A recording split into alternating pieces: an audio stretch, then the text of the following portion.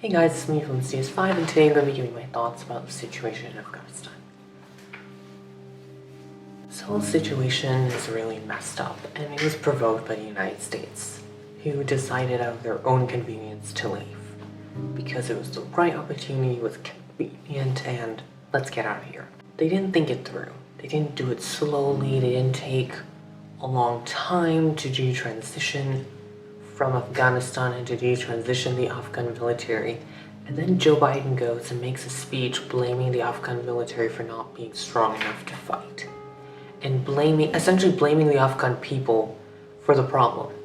Well, if you look historically, it was Pakistan and the United States who propped up the Taliban, who were under this name at the time, which I've put here, fighting off the Soviets. And then when the Soviets were defeated, the United States was like, okay, we're out of here. And they never spoke again to the Pakistanis and never spoke again to Mudra, whatever, which eventually became the Taliban, and now we're in this situation. The Taliban gained strategic strength because they exploited the right situation. They saw an opportunity, they took it, and they gained control of the entire country.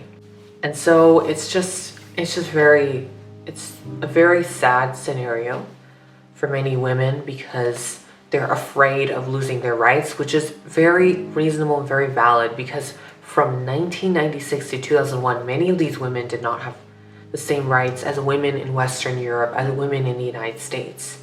They were under strict codes and strict laws, and they would face the most harshest punishments and possibly death and possibly really brutal public executions.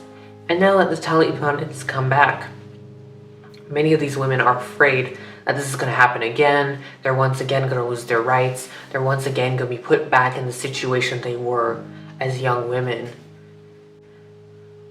Why, Joe Biden? Why did you just decide to pull out without thinking it through, without doing it properly? And I also hold Kamala Harris responsible. Like, did she not push back enough? Being like, Joe, you're moving too quickly. Like, are you sure you want to do this? And I've just lost support for both of them. They've really failed the Afghan people. They failed the military personnel who probably feel very, very guilty at leaving at the rate they did. They already have enough mental health issues because of being in the military. Now you're putting this on top of them. There was a base in Afghanistan which was owned by the United States. And so I think 2 hours into them leaving during 4th of July weekend at midnight, that was when the Afghan government and military was aware the United States was leaving this military base. And so when they went to the military base to see if they could use all the weapons and all the cars, the keys were gone from the cars, parts were missing, things were not usable. So of course they wouldn't be able to fight if they don't have enough supplies, if they don't feel adequately trained, and also the mental stress, suddenly being left with a problem that was created by another country, which you're having to deal with, is not great. And it's just horrible. And now I'm coming to the portion of the video of how can we help as people, as regular citizens. First of all, you can donate. I wouldn't recommend it because I'm not sure if the Taliban's going to allow any of these organizations to operate on a ground level basis. They have a past for apprehending and preventing UN aid from reaching people.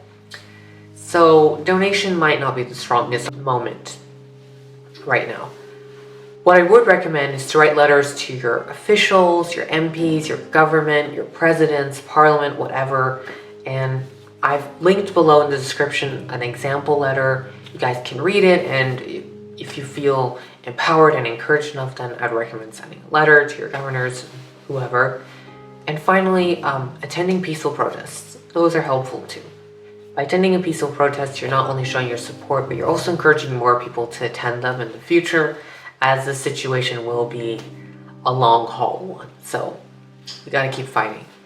And also just talking to your friends and family about it, and also if you work in an organization, to spread awareness about it, to create a project around it that will help people. And also in your school, you're probably part of some club, some society, something. Exploit your platforms. Use whatever resources you have to help the Afghan people because they're very much in need right now, and they've been let down by us, the United States, by the entire world. And I'm ashamed as a citizen of the United States to even call it a country I was born in. I am more proud to be a Swiss citizen And I also want to say, Joe Biden, you've lost my support. I don't support you. I don't support your administration anymore. I don't care how many people you're evacuating at this point who are Afghani, because you've created the situation. This is your fault, and you need to be held accountable by human rights law. And those are my thoughts. And if you enjoyed this video, please give it a big thumbs up and subscribe and ring the bell to be notified whenever I upload, just every Friday. And I'll see you guys in the next one. Bye.